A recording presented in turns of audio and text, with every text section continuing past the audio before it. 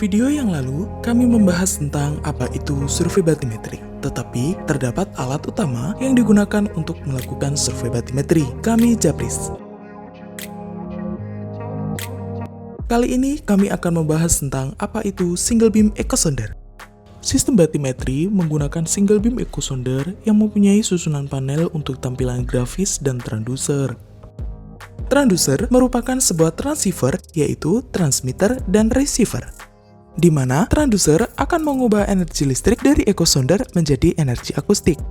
Transducer tersebut akan dipasang pada lambung kapal di bawah permukaan air. Single beam echo sounder dikenal sebagai deep sounder atau vatometer, di mana alat ini digunakan untuk menentukan kedalaman air dengan mengukur waktu tempuh pulsa sonar pendek atau ping sonar.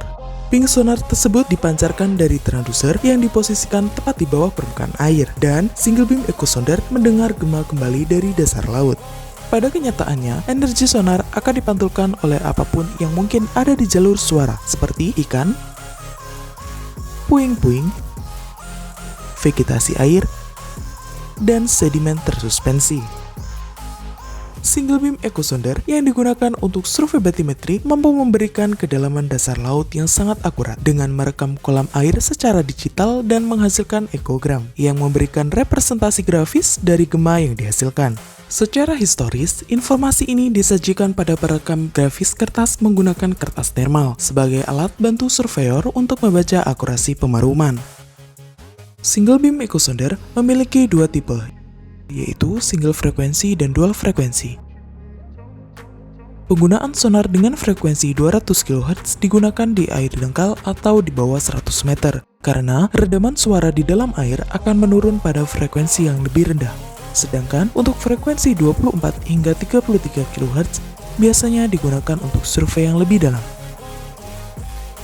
Seringkali, dua frekuensi tersebut digabungkan untuk memudahkan pemaruman dan menjadi satu transducer dengan frekuensi ganda, misalnya 33 atau 200 kHz.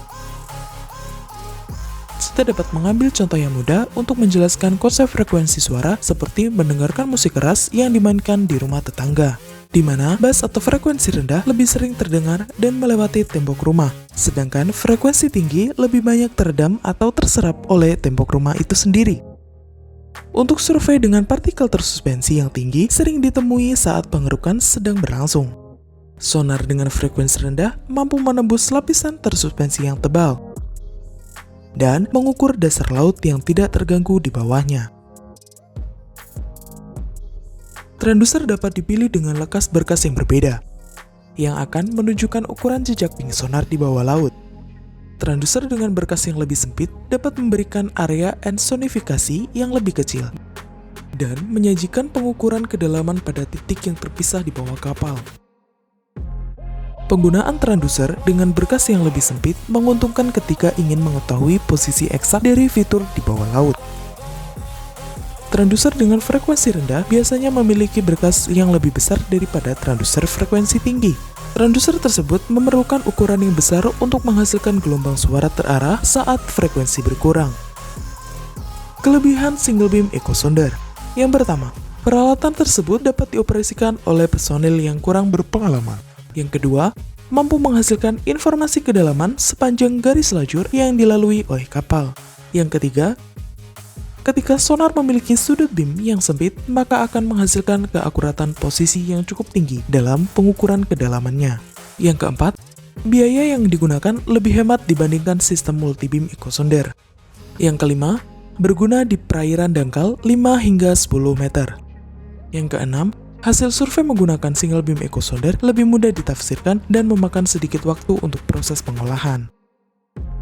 Kekurangan single beam echo sounder. Yang pertama, dalam hal kecepatan survei, single beam echo sounder bukan merupakan instrumen pengukur yang efisien waktu, karena dalam sekali pengukuran hanya mendapatkan satu ukuran kedalaman.